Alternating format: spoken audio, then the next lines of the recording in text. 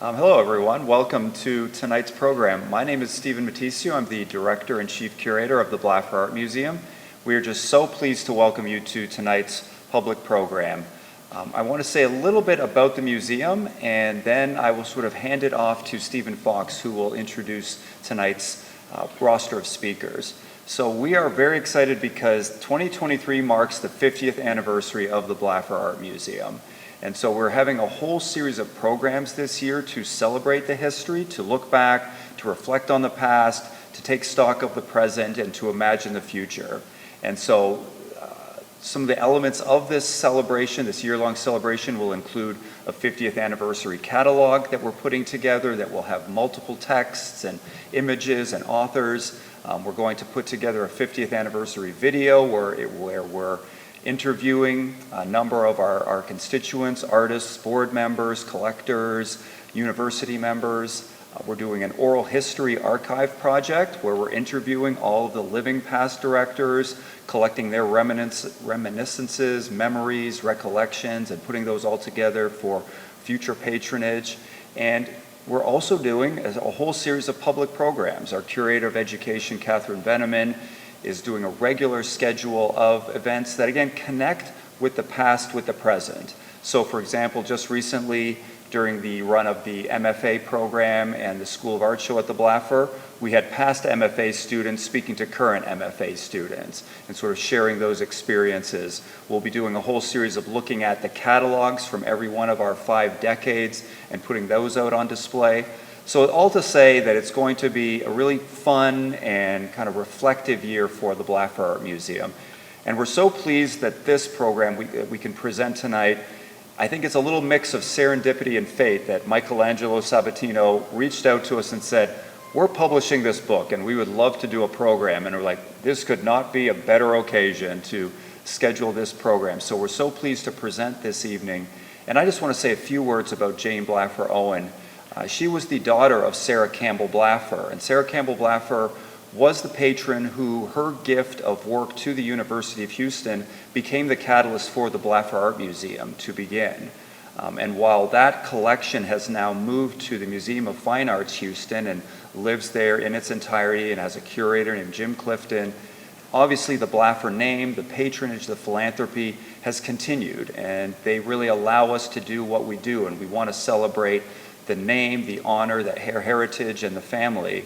And New Harmony, Indiana is a major element of that. Really, that was Jane Blaffer Owen's canvas. She wanted to preserve its history, restore its homes, and invite the leading artists of the world at that time to New Harmony, and architects as well.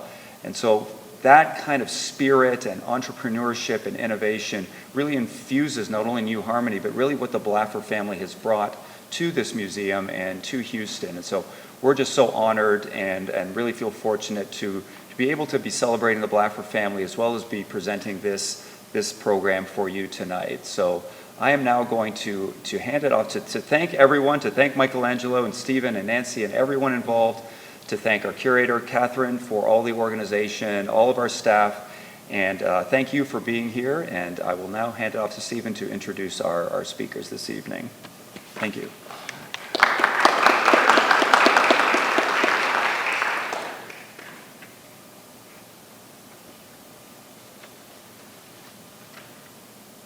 Thanks to Stephen Mattisio, Jane Dale Owen, Director and Chief Curator of the Blaffer Art Museum, Kathrine Veneman, Curator of Education, and the museum staff, including Robert Kimberly, Fernanda Calero, Yongming Chung, A.C. Evans, Erica Hollum, and Blanca Wilson, for welcoming us to the Blaffer during the celebration of the museum's 50th anniversary.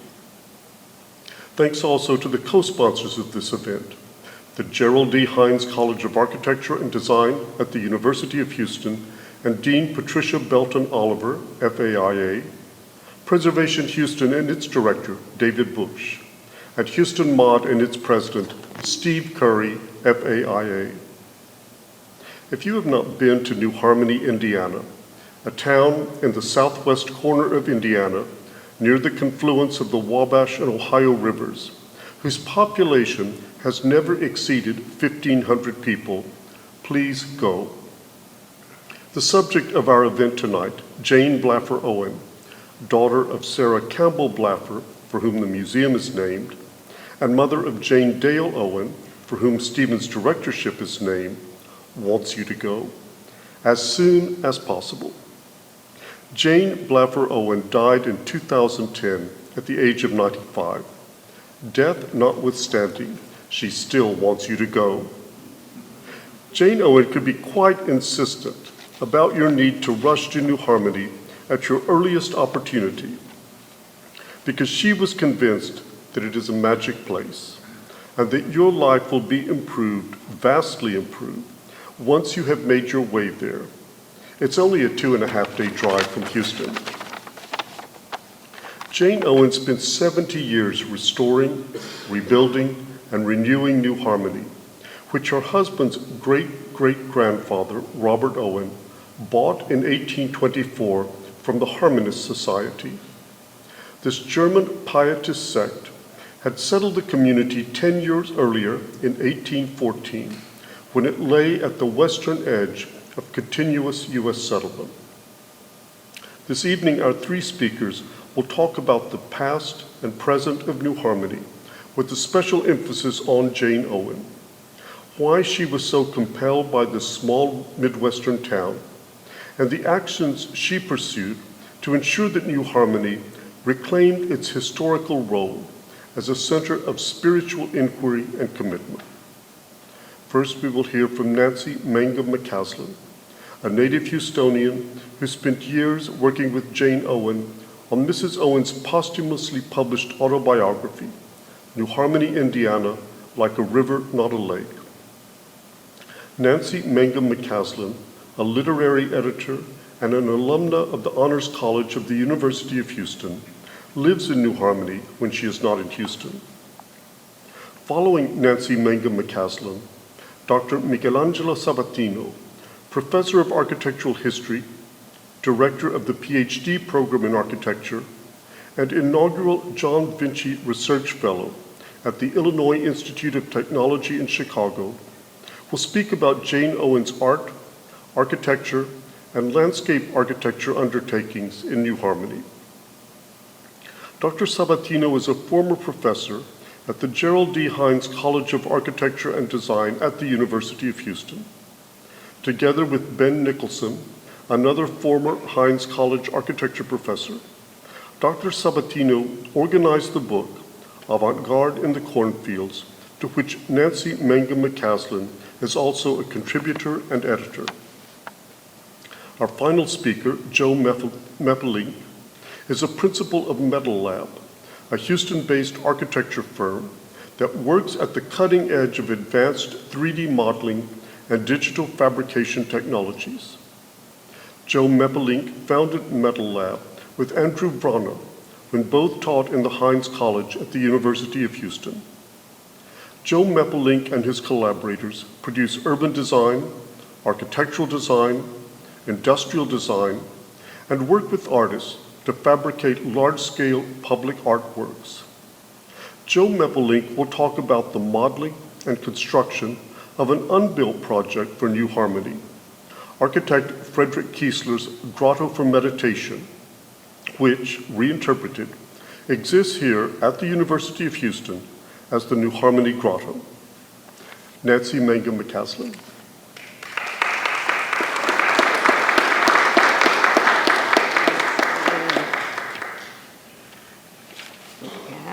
Welcome. And I need to lower the mic.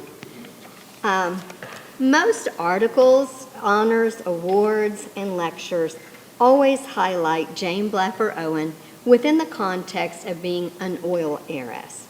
Specifically, granddaughter of William T. Campbell, a founder of the Texas Company, and daughter of Robert Lee Owen, a founder of Humble Oil and Refining Company. Although she loved them both deeply, she did want the incredible and amazing personalities and strengths of the Blaffer women also to be acknowledged. Tonight, while celebrating the 50th year of the Blaffer Art Museum's founding, named for Sarah Campbell Blaffer, my frame of reference We'll follow the maternal lineage of Jane Blaffer Owen within a few generations.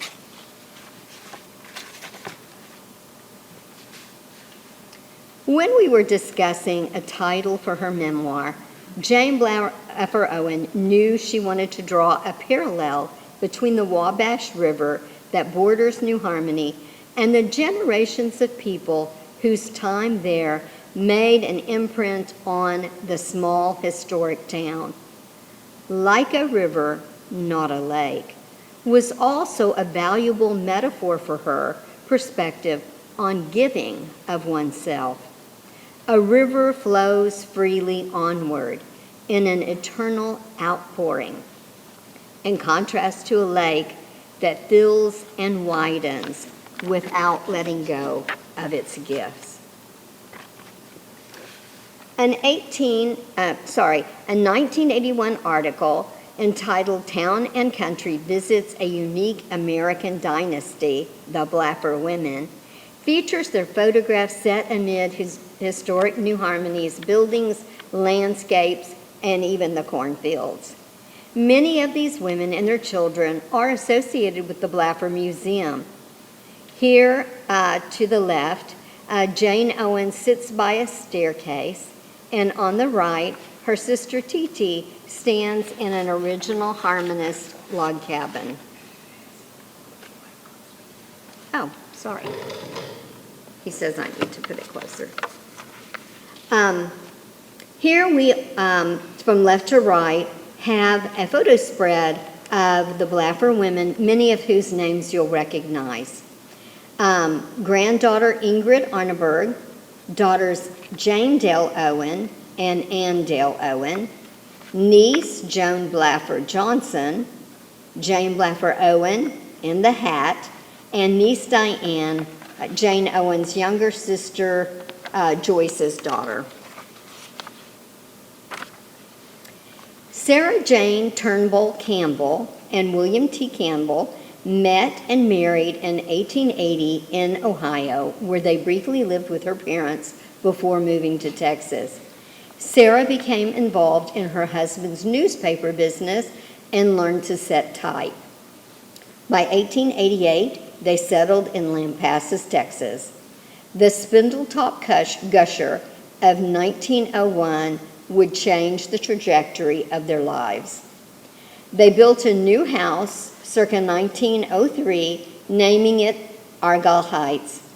In 1909, their second daughter, Sarah Jane Sadie Campbell, would marry William T. Campbell's younger friend, Robert Lee Blaffer, but without her father being present. He died in 1906 at only 47. Sarah Jane Turnbull Campbell was the first woman to attend a Texas company stockbrokers meeting, initially with her husband. After becoming a widow, she remained committed to her husband's often ridiculed but optimistic belief that their grandchildren would one day receive dividends.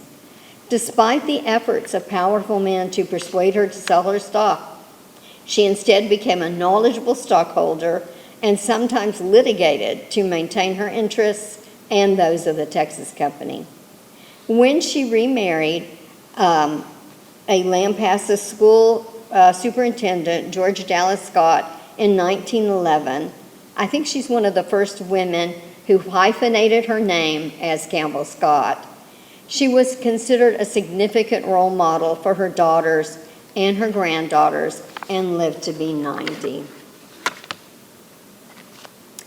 Sarah Campbell Blaffer, and I'll just remind you for whom the Blaffer Art Museum is named, attended St. Dominic's Villa in Lampasas, which the Dominican Sisters from Galveston founded in 1900 after the devastating hurricane there. The boarding school was academic, encouraged art, music, and language, and its many non-Catholic students were treated with great respect. It would close 20 years later due to the increasing hostility of the Ku Klux Klan. After her studies at the villa, Sarah Jane Campbell visited the Isabella Stewart Gardner Museum in Boston and experienced a profound and deep sense of both joy and sadness that she had not seen such art herself. This memory compelled her later in life to create a traveling educational museum without walls, so that small towns would have access to the emotive qualities that art often evokes. On her honeymoon in 1909, discovering the Louvre and European art became another defining spiritual encounter that would lead her to patronage and collecting. You can see her impetus for the Blaffer Art Museum. She and Robert Lee had 4 children, John Blaffer, Jane Blaffer Owen, T.T. Blaffer, and Joyce Blaffer.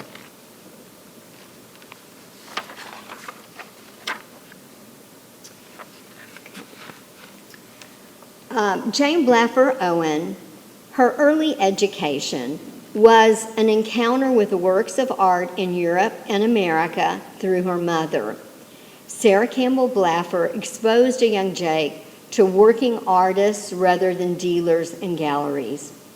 Jane attended the Kincaid School here in Houston and then at the Walker School. At Bryn Mawr, through the study of history of art and classical archaeology and sculpture, Jane Blaffer internalized a liberating philosophy there. Trust your own insights and perspective rather than relying exclusively on the interpretation of scholars. Jane Owen and Kenneth had 3 daughters. Carol Campbell Owen is seen first, then Andell Owen the baby, Jane Dale Owen with Ninny, also known as Joyce Isabella Mann. Vanity Fair published in 1983 a very comprehensive article about Jane Blaffer Owen called Life's Simple Treasures. Jane Blaffer Seeks and Finds Paradise on Earth. The author really goes into, she spends enough time with Jane at her house that she really goes into what makes this woman who she is. And I think one of the surprising things is how tragedy impacts a person and suffering, and how it influences their perspective on art. In Houston, during the big polio epidemics that would roll in every summer, the eldest daughter, Jane Dale Owen, succumbed to polio, and it was her mother who really was a guiding force in you can still do anything, and her grandmother as well. She took her everywhere. She traveled extensively. Jane Dale Owen said to me once, "My mother made me believe that anything was possible, and I had no limitations." The other difficulty for Jane was when her second daughter, Carol Owen Coleman, died early. And so that was a real sense of maternal grief, and really came to deepen her appreciation of art and the ability of art to heal. Whenever Jane Owen would commission a work in New Harmony, she would frequently then commission that artist to work on a gift for Houston. In 1989, Stephen de Stabler worked on his Pieta, and it is in New Harmony. And this is what Jane says. Stephen envisioned a seated Pieta inside our small chapel, but I said it is of a woman remaining strong, who instead of collapsing with grief, stands up to it, with no less sorrow in her heart, because the head of Christ is emerging from her own side. When a child is born or dies, it is part of a mother's flesh. This fleshy connection is an intimate connection aside from the spiritual bond. There's no less grieving, but not the grief that overwhelms. Pieta would have burst the chapel's ceiling. We liberated her by re-envisioning Pieta in the northeast courtyard of the roofless church. Then the work could expand in its power. She then brought Winged Victory here to the University of Houston campus. And about Stephen DeStabler, she writes, and the work. I was not the least surprised when Stephen sent me the first version of Winged Victory. She was striding into the future, strongly, not driven, but self-propelled. I commissioned it to honor my own mother, who was in the back of my mind. She had studied music and had a lovely singing voice. She had a great hunger for art. Winged Victory is like a great opera. Out of the tragedy rises the great arias, and we shall mount the obstacles. Jane Dale Owen had a similar spirit to her stockholder great-grandmother, Sarah Jane Turnbull Campbell Scott, who maintained an active interest in the Texas Company. A few generations later, Jane Dale Owen's interest would have its own unique slant, that of becoming an activist shareholder who pressed ExxonMobil, which had been Humble Oil in her grandfather's day, to invest in renewable energies. Jane Dale Owens shared her grandmother's love of art. Jane Dale Owen served on the Blaffer Art Museum's advisory board and executive committee, chaired its first gala in 1997, and left a $1 million unrestricted bequest. And that is Jane as a child on the front porch in New Harmony of a building called The Lab, and it is associated with the Utopian New Harmony community and the ancestors of Kenneth Dale Owen. Very recently, Ann Dale Owen, the youngest, through her own foresight, brought the 7-panel work Aura that portrays sky touching water, found a home on the University of Houston campus, fulfilling the beliefs of artist, patron, and donor that art can be uplifting and healing. When I talked to Toby Kahn this past week, he emphasized that aura means light in Hebrew. So it was the play of light on the canvas and the feeling of this interaction. It's a borderline between the two, but the interaction that occurs within them. Jane Dale Owen and her mother always envisioned it to be beautifully exhibited in a space that would make a real impact. Originally commissioned for an unrealized interfaith chapel, the work was recently liberated from storage. Aura now bridges Health 1 and 2 buildings and the many people from students, faculty, staff, and visitors who pass through this meditative space. And I was told it took a year to find the best place for this work. They had it in the public art of the University of Houston system, and it's a large piece, and knowing of the healing, the context of the healing priorities made for a very thoughtful process, and it's now in place. And lastly, I want to dedicate Jane Blaffer Owen and the Blaffer women to my dear friend Eric Arneberg, who passed away this year. The 2016 Blaffer Art Museum Gala honored the late Jane Dale Owen and her 2 children, Eric Arneberg and Ingrid Arneberg, pictured here with their mother's sister on the left, Andell Owen. Thank you.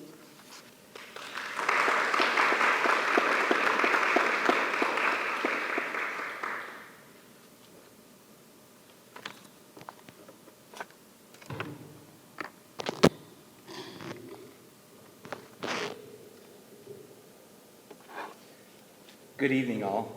Thank you, Nancy, for sharing your overview of Jane's remarkable life and for all of your efforts during the editing of our book.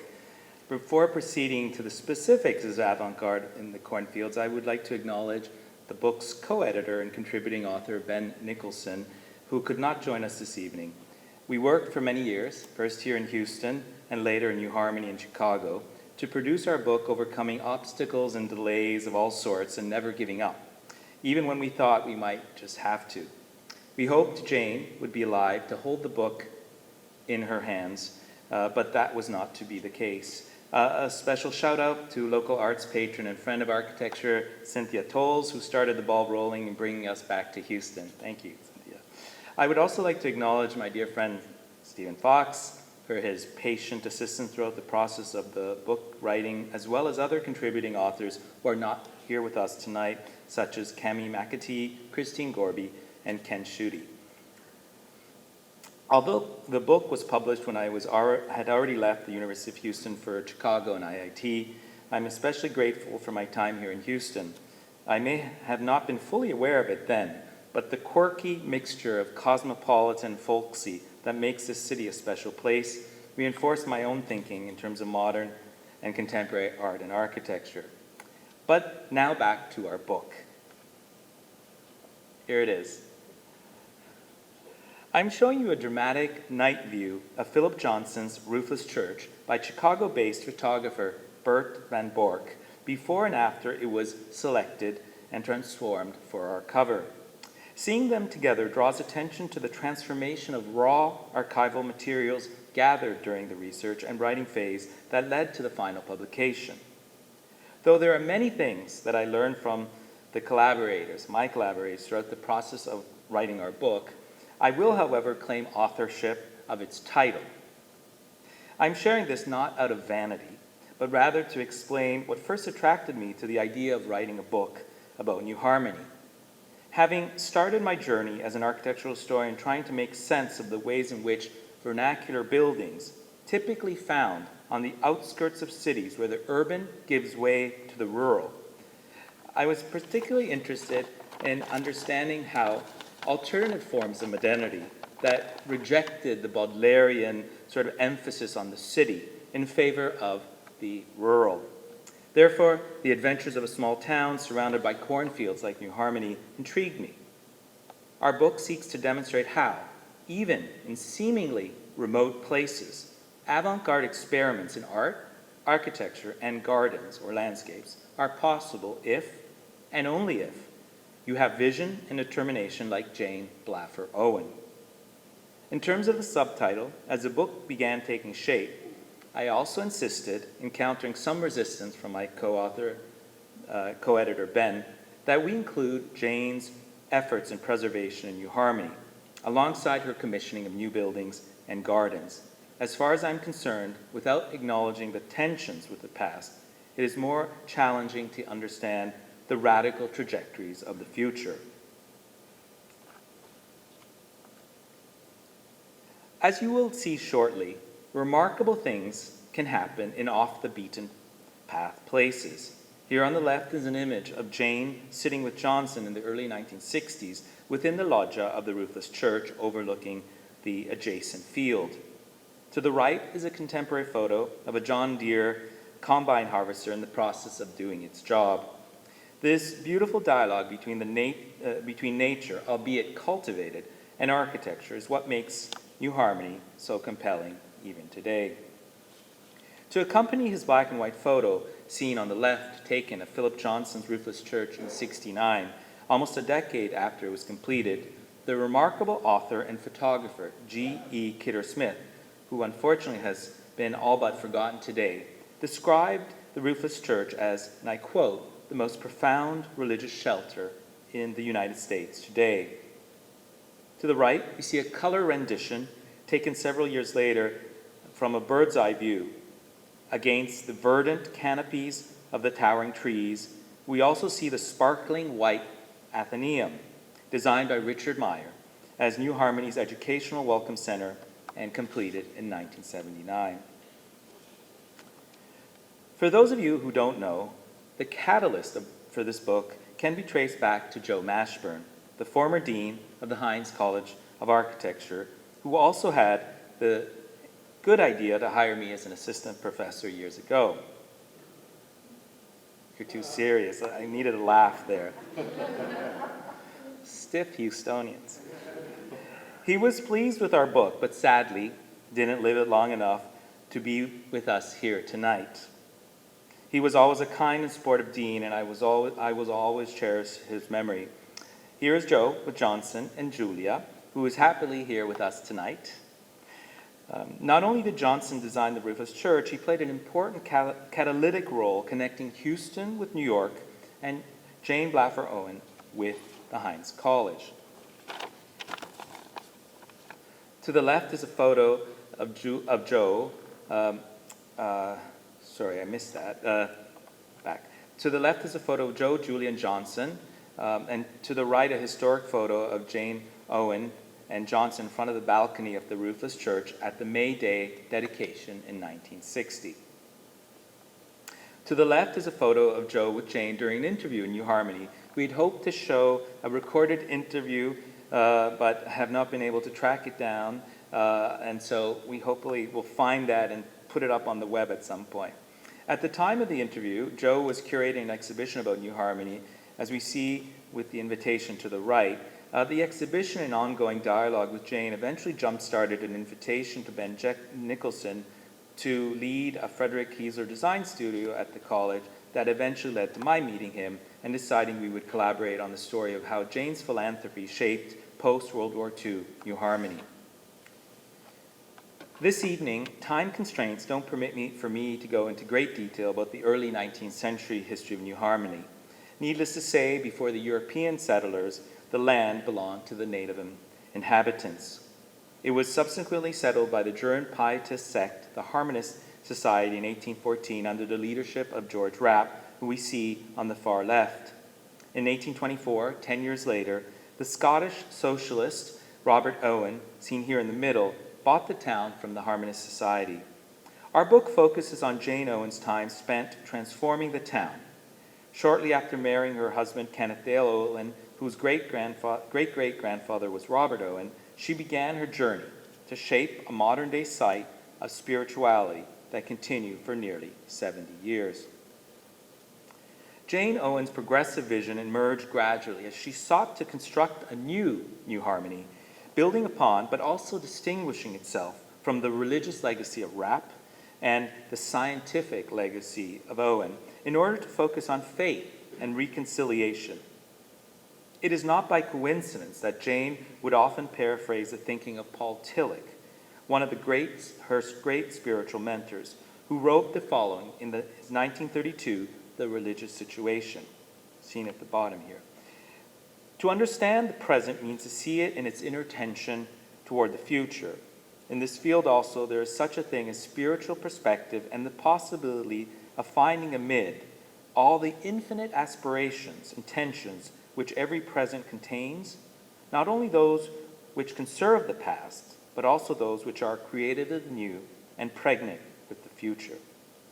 The photo on the right reveals the Harmonist-era David Lentz house, a handmade wood frame building in the foreground, and Meyer's Athenaeum, a porcelain-coated, steel-paneled building in the background. Together, they speak of the coexistence of two radically different yet contemporary realities. To the left is one of the log cabins that were moved to the site to present early evidence of settlement in the area. Jane married Kenneth Dale Owen on July 12, 1941, only months before the attack on Pearl Harbor led America into war. Jane's vision of New Harmony gradually developed during the war years and the 1950s decade, at a time when the threat of nuclear atomic annihilation, best captured with the cover of the Bulletin of Atomic Scientists signed by Chicago-based artist Martil Langsdorff, was developed. It shows the minutes remaining until doomsday. When travel resumed, Jane observed firsthand the ravages of the Second World War and took opportunities to identify artists and spiritual leaders that could help bring about reflection and reconciliation. Here on the right, we see Coventry Cathedral in ruins. Architect Sir Basil Spence would eventually receive the commission to rebuild, as would Ralph Baer, an artist and letterer who fled Nazi Germany, eventually settling in England. Baer is seen here working on his Tablets of the Word, completed in 1956. Jane would eventually bring Baer to New Harmony to incise quotations of Tillich's words in the boulders of Tillich Park. It is worth recalling that in the early 1950s, a number of technology-rich universities, such as MIT and IIT, and I won't tell you which of them is the better of the two. Come on, folks, you need some margaritas here. Commissioned architects designed chapels which would seem to go against the grain of scientific thinking where God is absent.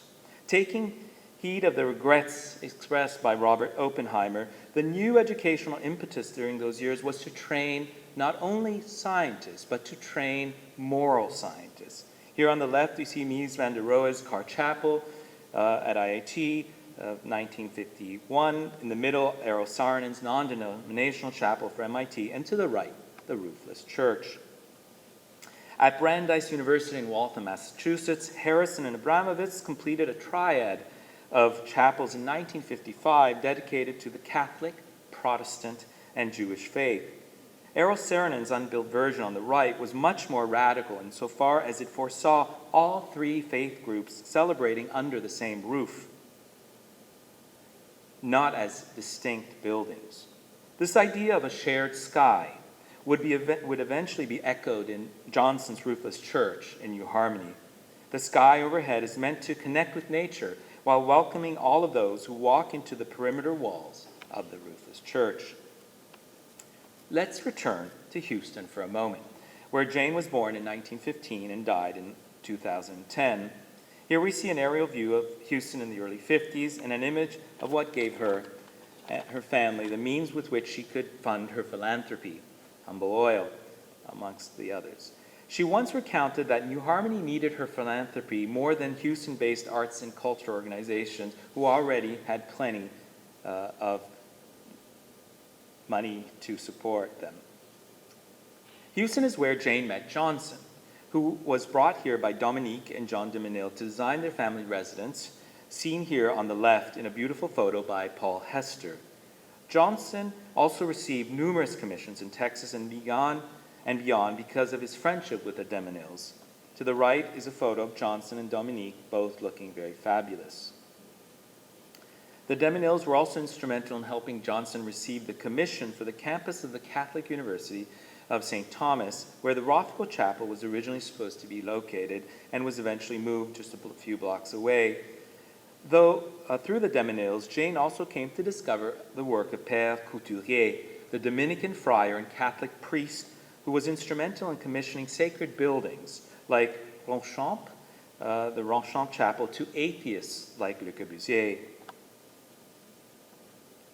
Thanks to his friendship with the remarkable architect and educator Howard Barnstone, Johnson was a regular visitor to the UH College of Architecture over the years.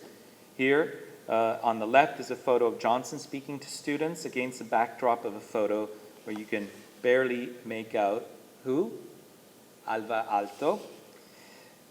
Buildings X, Y, and Z, completed in 1955 by Cato, Austin, and Evans, with Edmund R. Furley, would host the school until Johnson's provocative new building was inaugurated next door in 1985.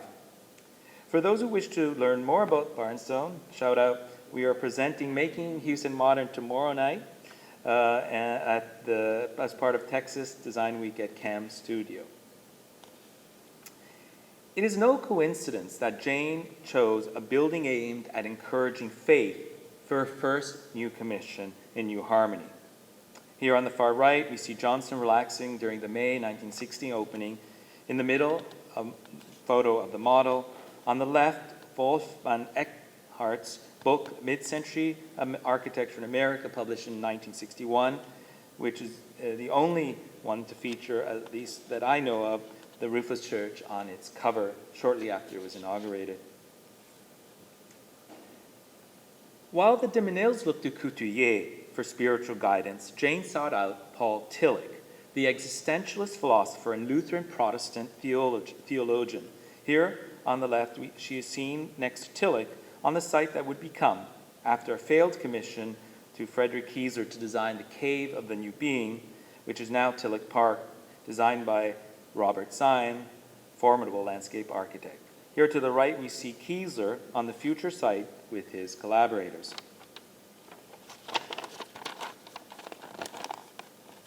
Kieser's biomorphic grotto for meditation, a name he personally gave it to distinguish it from Jane's Cave of the New Being, combines a conch and fish, two Christian symbols also found in abundance in the natural landscape of New Harmony.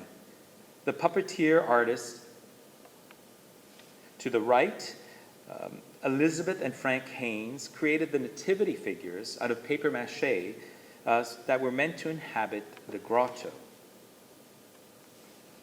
Before Kieser conceived of his design, we see evidence of faith meets science in New Harmony, seen on the right through a revolving pointer that combines a fossilized fish from the Paleozoic period, a screw-shaped sea fan, and a starfish mounted on the turret of David Dale Owen's geological laboratory. The laboratory was featured in the September 17, 1945 issue of Life magazine in occasion of the publication of Margaret Young's famous book, Angel in the Forest, a tale of two utopias centered on New Harmony. Kieser's grotto was never realized, although you will hear shortly from Joe Metbalink about a contemporary interpretation that was indeed built and is located just a 5-minute walk from here. The Paul Tillich Park by Zine and Breen was completed in its place, seen here, in 1966. The park was filled with pines to evoke the forests of Tillich's homeland and was filled with Ralph Bayer incised quotation stones along with James Rosati's Tillich bust to the right. Here we see Bayer himself in a close-up and one of the incised boulders. Man and nature belonging together in their created glory, in their tragedy, and in their salvation. Bayer, who had escaped Nazi Germany for England, looked to the letters of early Christian catacombs in order to avoid the classically inspired alphabets, whether it's Gothic, God forbid, coming from Nazi Germany, or, say, the classical Latin-based letters.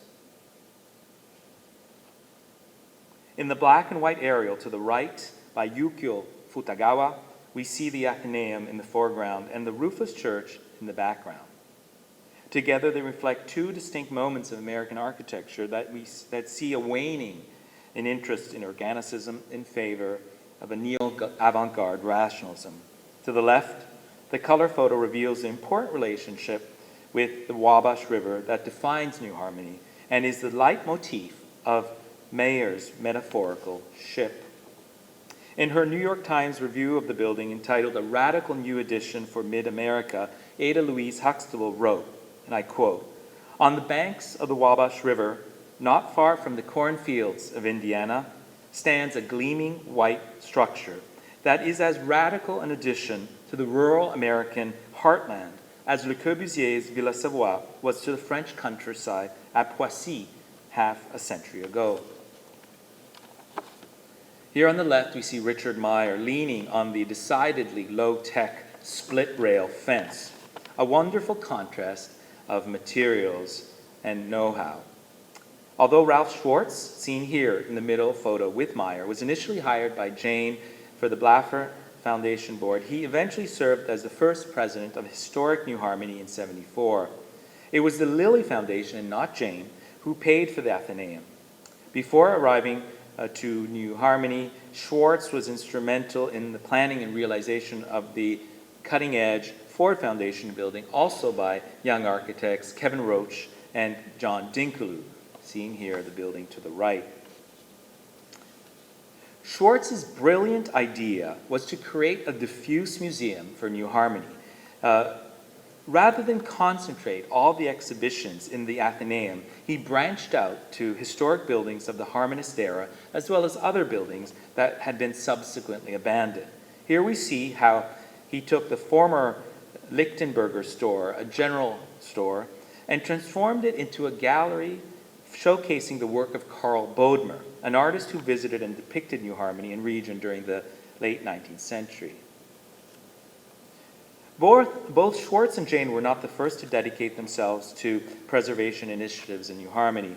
They built upon efforts led by the colonial dames of America who were instrumental, for example, in moving the Harmonist era David Lentz house we saw earlier to its current site.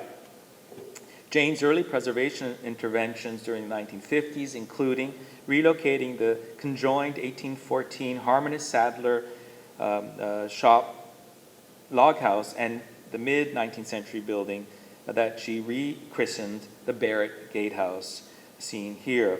It was relocated just opposite the ceremonial gate of the roofless church by Jack Lipchitz.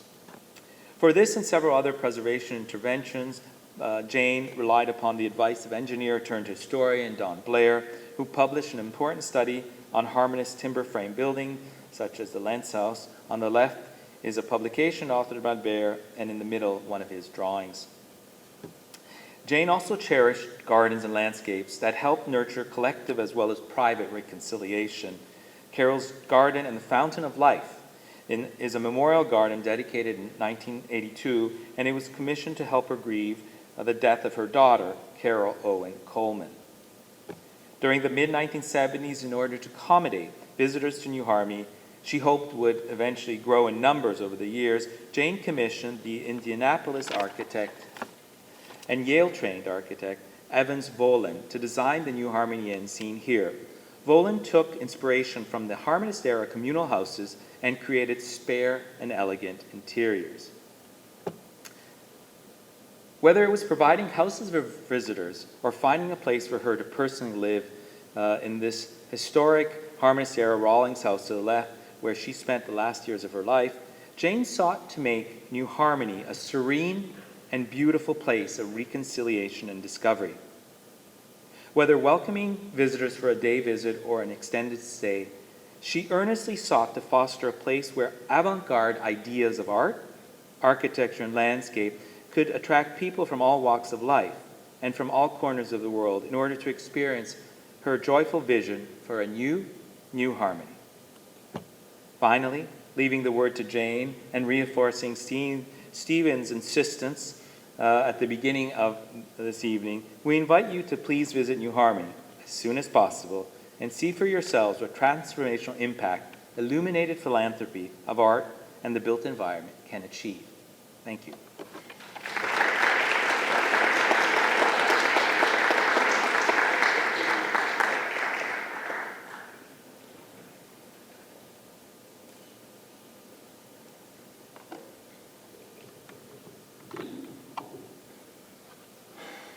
Michelangelo, how can I possibly follow that?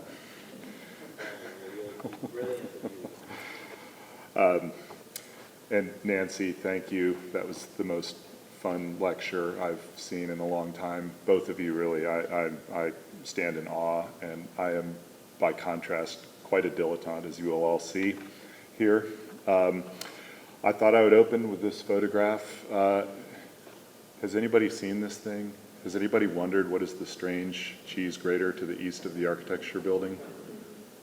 I know some of you here were there as we were toiling away on it, but if you're curious, we'll answer your questions tonight.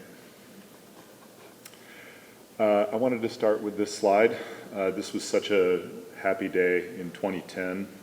There I stand with my funny boots next to Chancellor Couture and the woman in red, Jane Blaffer Owen, our patron. Ben Nicholson stands in the back there looking surprised. Beatrice Colomina, the scholar from Princeton, was here to give a talk about Frederick Kiesler that evening in the tie. My partner, Andrew Verana, Dean Oliver, and of course our esteemed lecturer tonight, Michelangelo. I want to particularly point out the person who is avoiding the spotlight tonight, the gray hair just behind the chancellor. It's my dear friend and the former dean, Joe Mashburn, who is responsible for putting Andrew and I together as business partners, but before that as teaching colleagues, where we taught for many years a course called Digital Fabrication. Years after starting that course and doing a number of quirky projects around the campus, Andrew and I were approached by an excited, always excited Dean Mashburn, who had recently pulled together the exhibition that Michelangelo referenced earlier on New Harmony at the College of Architecture. He excitedly shared with us this model that you see in the background of the invitation here. This invitation I threw in just because Michelangelo found it and sent it to me, but this was the invitation for the event in the photo that I just showed you. And I'll rewind here and tell you a little bit about how we got to that wonderful night in the spring of 2010, just months before Jane Blaffer Owen passed away. Joe Mashburn was beyond excited about this artifact. This is a bronze model that was made a brief appearance in Michelangelo's slide. This was found in a storage shed by Joe in New Harmony and exhumed and showed here at the school and then brought back to New Harmony. And in probably 2009, after scheming about this studio that we would teach in collaboration with our visiting critic, Ben Nicholson, who we were very excited to meet and had heard about, read his Appliance House book. Andrew and I were invited to New Harmony, where we finally got to see this wonderful artifact, still stored there in the shed, a few paint drops on it, but looking just as beautiful as ever. This was sculpted by Frederick Kiesler himself, and this was the representation, as Philip Johnson forewarned Jane Blaffer Owen, that should things fall apart with this commission, at minimum you'll have some wonderful artworks to show for it. Philip Johnson knew that Frederick Kiesler was a brilliant artist, but he also knew that this would be a tall task to realize the project, which was called The Grotto for Meditation by Frederick Kiesler. So who is this Frederick Kiesler guy? There he sits, or stands maybe, behind his endless house. He was a quirky, diminutive Austrian man, barely 5 feet tall. Perhaps the David to Philip Johnson's Goliath. And I'll tell you why I make that analogy, but it's not mine as much as it is Ben's, although we talked a lot about it in the course of our studios together. Here again is Frederick Kiesler inside of his Bucephalus. And this was the way he worked and the way he thought. He was immersed, he was messy, he was a sculptor as much as he was an architect. And here's our students doing their best impression of Frederick Kiesler over there in the Keelan building. I'll back up a bit, tell you how we got here. This is the drawing, the site plan of Frederick Kiesler's Grotto for Meditation, or as Jane Blaffer Owen called it, the Cave of the New Being. As Michelangelo said, it is two religious symbols, the conch and the fish, surrounded. The fish here is surrounded by a moat of water. There is water spouting out of the snout of the fish or the dolphin, and then flowing into the end of the conch shell where it would create a water feature at the interior of the conch shell. At scale, just to give you about a reference here, this conch shell would have been 20 to 25 feet in width, 15 feet in height, 20 feet long, relative to this site plan. There's a berm, and you can see a section through that berm with a hedge atop the section. If I were to zoom out a little bit on this drawing, you would see rotated elevations at the top and side that were done by Kiesler's draftsmen. The gate at the kind of lower middle there was the one piece of this project that was fully fleshed out and detailed by Kiesler and his staff. This was an effort by our studio. We taught this studio with Ben Nicholson as our visiting critic 2 semesters in a row, so a full year.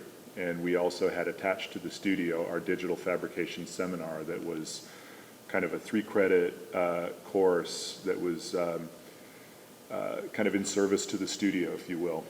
We worked together between the seminar and the studio, and we probably had 25 to 30 students who worked on this project over the course of that entire year and the summer beyond. I see one of them here in the audience. Am I missing any others? Is Rosalia here? Okay.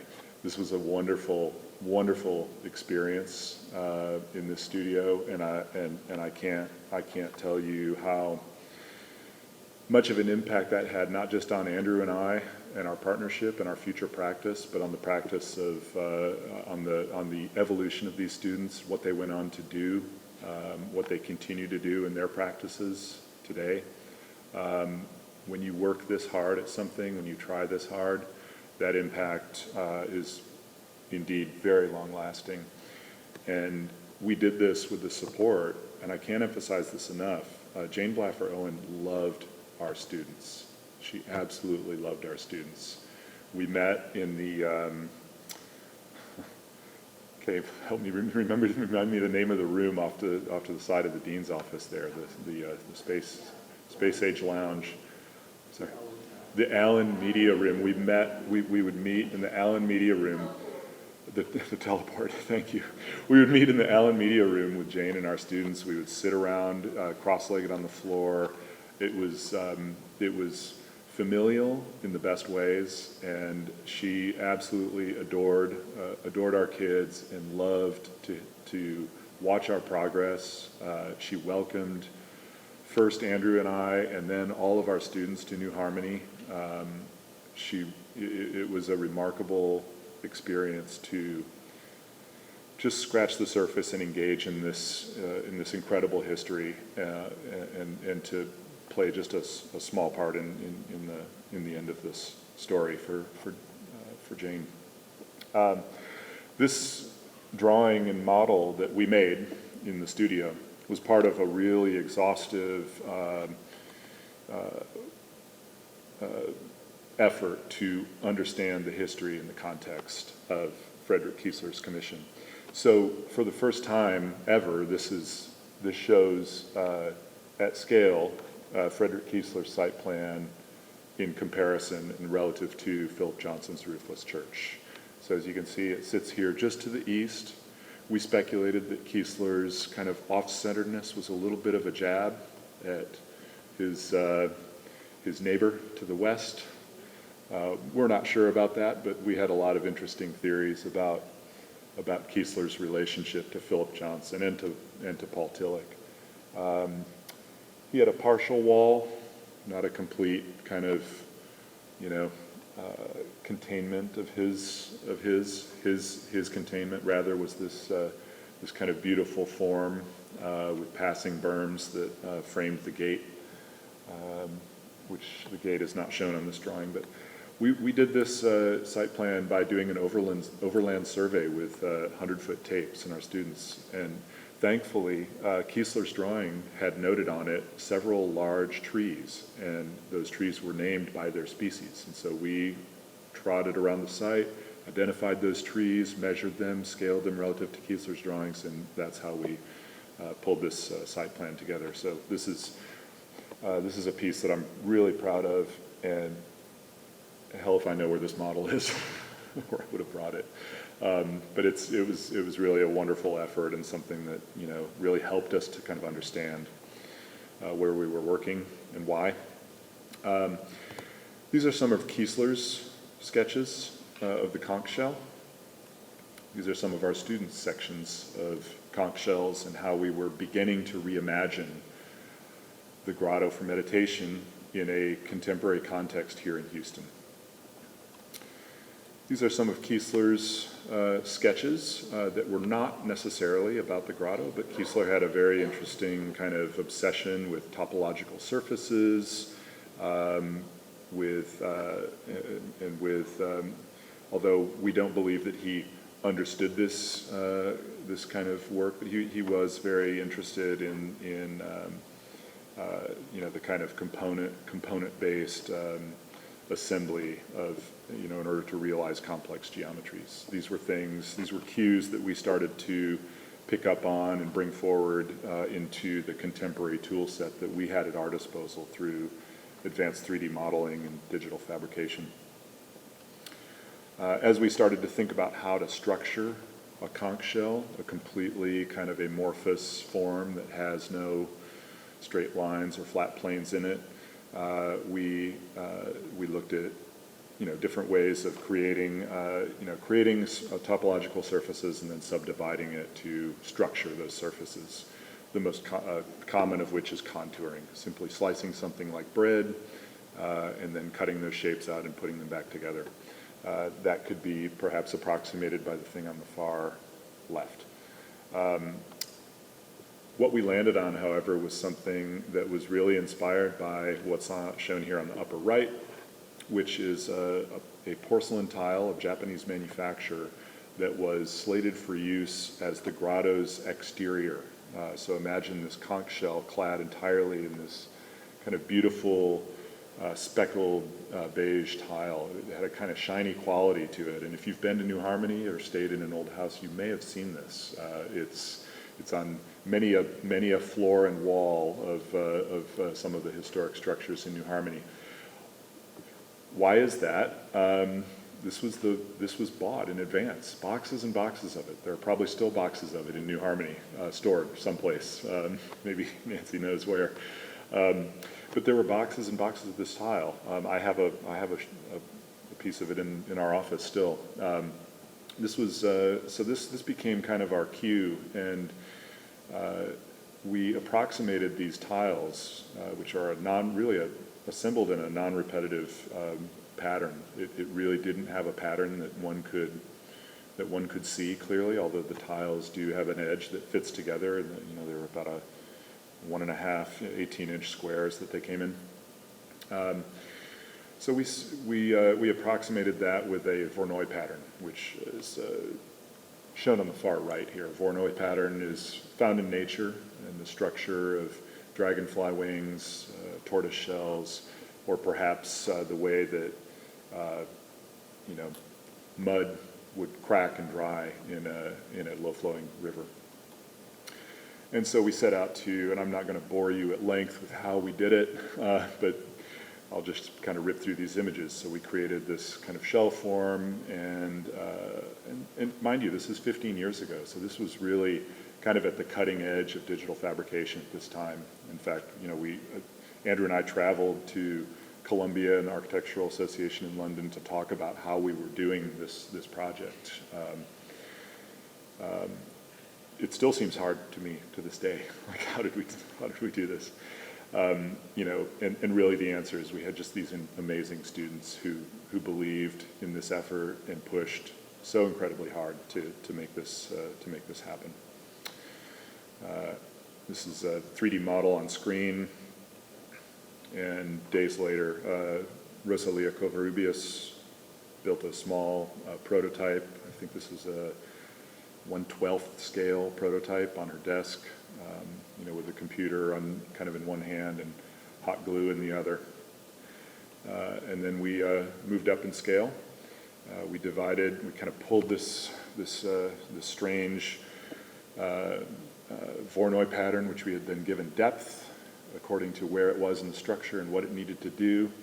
Pulled those pieces apart, alphanumerically labeled them, and etched them all so that each piece would tell its fabricator what to do. So each piece had a little labels on it with the degree of bend and whether that bend would be convex or concave. And so those some of the long ones are zigzag, and then the connector pieces have, are kind of a Z shape.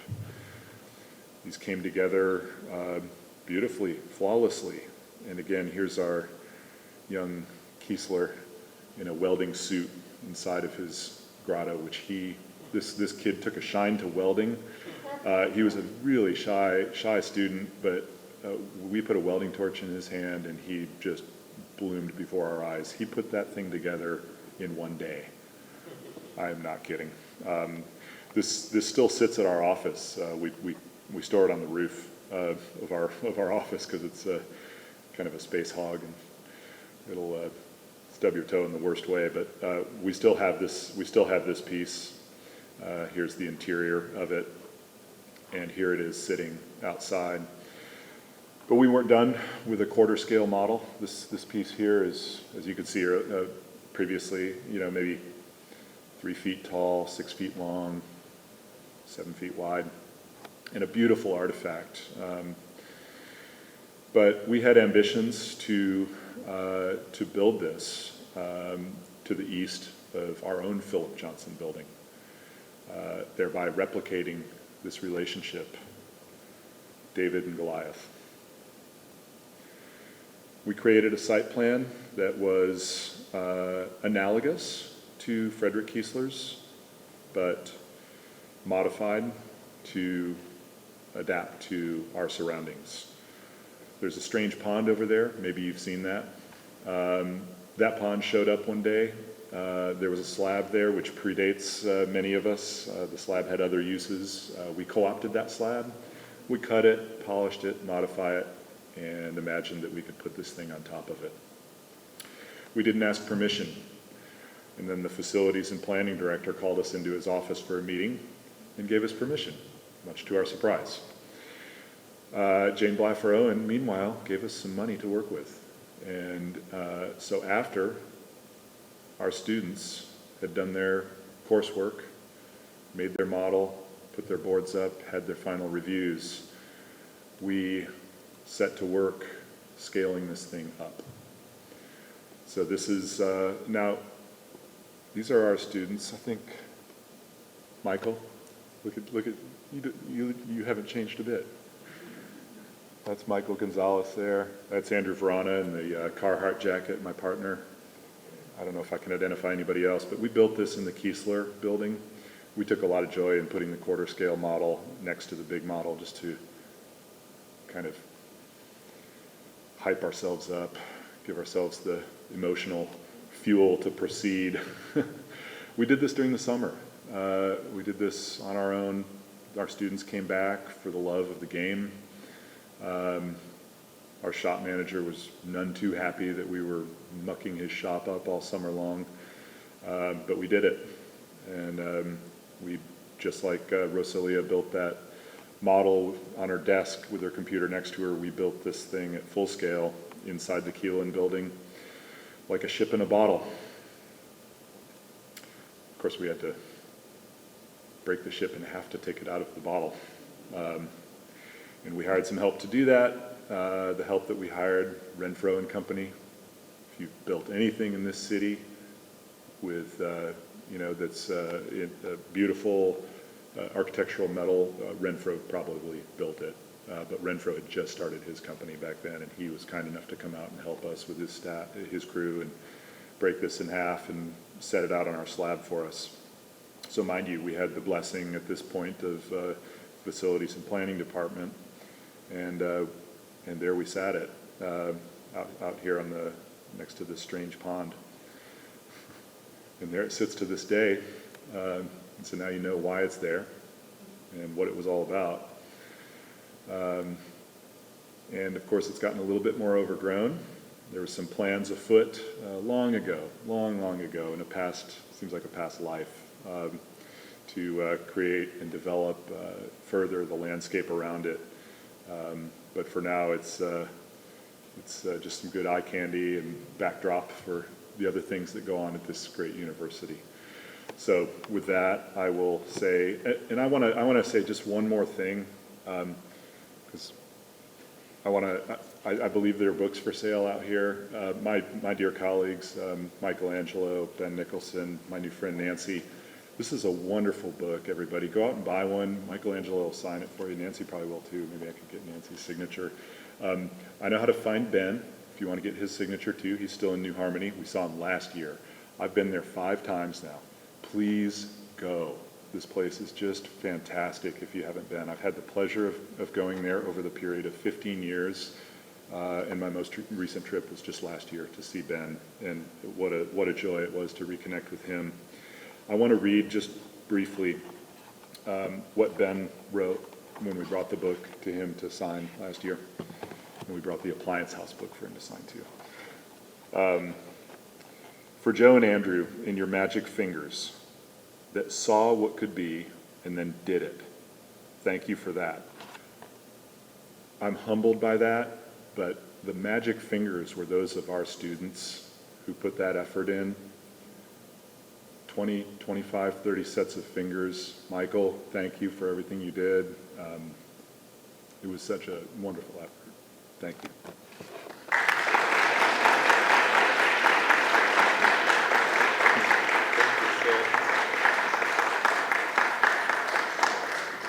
Thank you, Joe, Stephen, Nancy. Stephen, now it's time to go and lift a glass in honor of Jane and folks that were no longer with us but are with us in spirit. And thank you all for joining us.